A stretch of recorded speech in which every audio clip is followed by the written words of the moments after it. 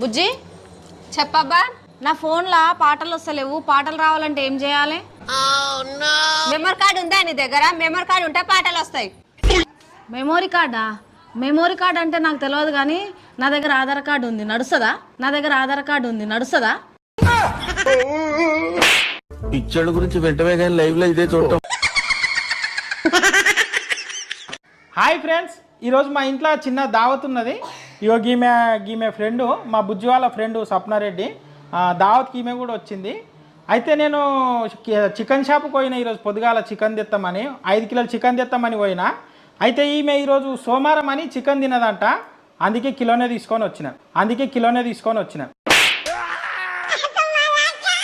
నేర్చుకున్నారు అన్ని ఆడవాడు మోపైనారు ఇట్లా.